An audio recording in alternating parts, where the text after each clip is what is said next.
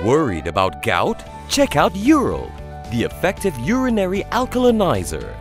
Ural, neutralize your uric acid problem now.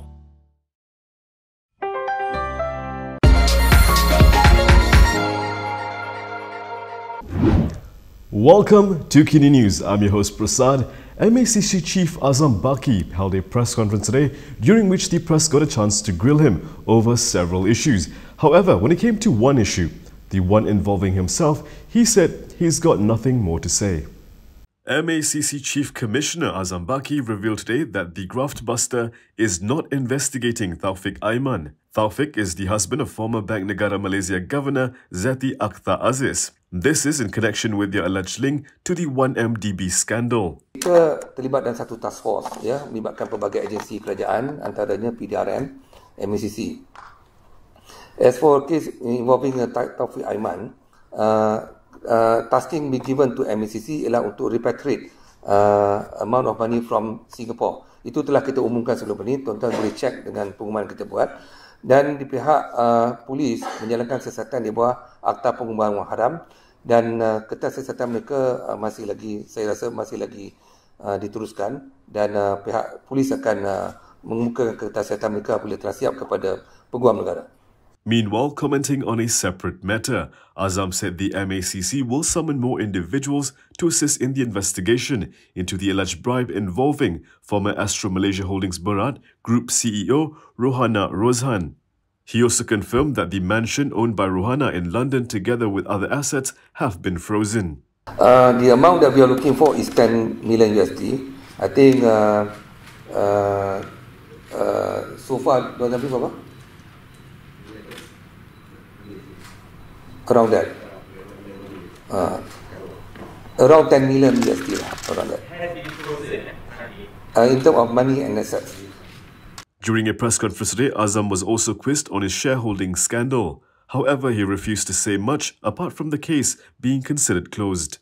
SC previously cleared you, saying that you are... That one I don't want to answer anymore, because this one, I think for me is closed already. Okay? I think that's my answer. That was my answer. I think I have enough explained to many people, and the thing has been closed. Okay? Najib Abdul Razak has come to the defense of an independent school in Johor after the school was criticized by DAP for inviting a convicted person. Former Prime Minister Najib Abdul Razak has hit back at DAP lawmaker Tony Pua. This comes after Pua slammed the Foon Yew High School Board of Governors for welcoming a convict to the school. Responding to Pua today, Najib accused the DAP leader of assaulting the independent school in Johor, calling it vengeance and a form of political intimidation. Najib said this is the type of politics of an arrogant DAP that the Rakyat, including the Chinese community, are increasingly turned off by. He added that Pua's malicious need to lambast a prestigious school needs to be called out as an election ploy to gain some traction. Pua yesterday said the school board was setting the worst possible example for its students by saying it is okay to cheat, to lie, to steal, to abuse power and to bully the helpless as long as one is rich and powerful. Pua added that the school's leadership should be removed for failing to set an upright example for the young and innocent children. Foon Yew High School chairperson Tay Chin Hain claimed that the visit was at Najib's request and the school was grateful for his past deeds and did not want to create a misunderstanding. However, Najib claimed that he was invited there. The Prime Minister was quizzed in Parliament today on how serious the government was in combating corruption, regardless of who is involved. Let's watch how Ismail Sabri responded. Prime Minister Ismail Sabri Yaakob promised Parliament today that the government will not protect any individual involved in corruption. Responding to opposition leader Anwar Ibrahim, Ismail Sabri said individuals involved in corruption either from the government or the opposition will be brought to justice. Jadi tidak boleh menganggap bahawa pihak kerajaan hari ini melindungi individu-individu tertentu dan mengambil tindakan terhadap orang tertentu hanya untuk memuaskan hati setengah pihak. Kita tidak tahu dulu sama ada dulu ada selective prosecution atau tidak. Tapi hari ini tidak ada pendakwaan terpilih kepada sesiapa sahaja. Itu janji kerajaan. In a separate development, Ismail Sabri also promised Pakatan Harapan a constitutional amendment bill in relation to the upcoming anti-hopping laws. In a statement, Anwar said this was conveyed during a meeting today between Harapan's top leaders and the Prime Minister in Parliament. The anti-hopping law is the main component of Harapan's Memorandum of Understanding that was signed with Ismail Sabri last year. Najib is suing for wrongful prosecution. However, Tommy Thomas and the government have stated that the former Prime Minister's civil action has no basis. Tommy Thomas and the government denied they are attempting to block a court hearing about alleged wrongdoings against Najib Abdul Razak. The former Prime Minister is suing the former Attorney General and the Malaysian government over his alleged wrongful prosecution for several criminal cases. Among the cases are the 2.28 billion ringgit 1MDB corruption case and the 6.64 billion ringgit IPIC criminal breach of trust case. In separate court filings cited by Malaysia Kini, Thomas and the government reiterated that the former Prime Minister's wrongful prosecution civil action has no basis under the law. They also said it is an attempt to undermine the ongoing criminal case against the Pekan MP. Through an affidavit filed at the Kuala Lumpur High Court on February 3rd, Thomas denied the allegation of trying to block a court hearing of Najib's suit.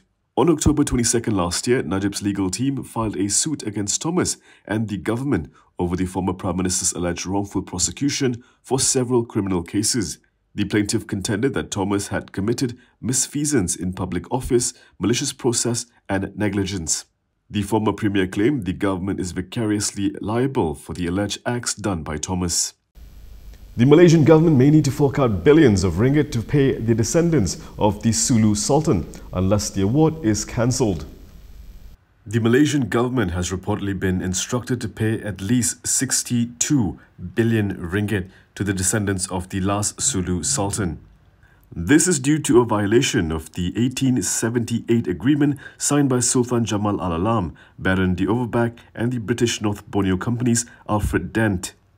Malaysia has stopped paying Sultan Sulu's heirs their annual 5,300 ringgit session money since 2013, following the Lahad Datu armed incursion. Yesterday, Spanish news website La Información reported that Spanish arbitrator Gonzalo Stampa had issued the award in an arbitration court in Paris, France. Dubbing it the largest arbitration in Spain, the article said Stampa ruled that the 1878 treaty constituted a commercial international private lease agreement. By not paying the session money since 2013, he said Malaysia had breached the agreement. According to the arbitration news website Global Arbitration Review, Malaysia did not appear in the Paris arbitration hearing. Shafi Abdullah's money laundering trial will have to wait because he's not in the country. Muhammad Shafi Abdullah's 9.5 million ringgit money laundering trial this morning has been vacated. Acting as Najib Abdul Razak's defence counsel, Shafi is overseas to meet a prospective Queen's Counsel from the UK. The lawyer is seeking a QC to represent Najib in his appeal to squash his conviction and sentencing in the 42 million ringgit SRC International corruption case. Deputy Public Prosecutor Afzai Nizam Abdul Aziz confirmed the matter. Afzai Nizam added that the money laundering trial against Shafi is set to resume on March 28th and 29th, as well as on April 27th. Last year, the High Court hearing Shafi's money laundering case had allowed his application for the temporary release of his passport so he could fly to New York to help his son settle in for higher education studies there. In 2019, Shafi cited the excuse of an injury caused by a playful guard dog for a delay in Najib's SRC trial before a separate High Court in Kuala Lumpur. Shafi claimed trial on September 13, 2018 at the Kuala Lumpur Sessions Court to 4 charges linked to 9.5 million ringgit allegedly received from Najib via 2 cheques. Sarcasm can go 2 ways. People will either get it or they'll take it literally. And when you're hoping to get votes, perhaps sarcasm isn't the best way to get your message across. Muda will not be using a series of stickers taking a jab at the culture of corruption from its Johor campaign. This is after there were concerns that some voters may not get the sarcasm. The sticker, which read, "Western culture is not our culture is corruption," is a sarcastic dig at political leaders who often condemned Western culture but were silent on issues of corruption. Muda's Bukit Kepong candidate Afika Zulkifli said the stickers were used during the Tangkap Azam Baki demonstration in Kuala Lumpur last month. The rally was held to protest the MACC Chief Commissioner's alleged lack of accountability over shares he owned in publicly listed companies worth over 1 million ringgit. However, Afika said some voters in the constituency could take the words on the stickers literally, thinking that Muda advocates corruption. She said not everyone will understand the double meaning, so the youth-led party will not be distributing the stickers. And that is all from me today. For more stories, you can go to KiniTV.com. You can also follow us on Instagram, Twitter, YouTube and Facebook for the latest news updates. If you'd like to support independent media, do consider subscribing to MalaysiaKini.com. I'm Prasad. Thank you for watching.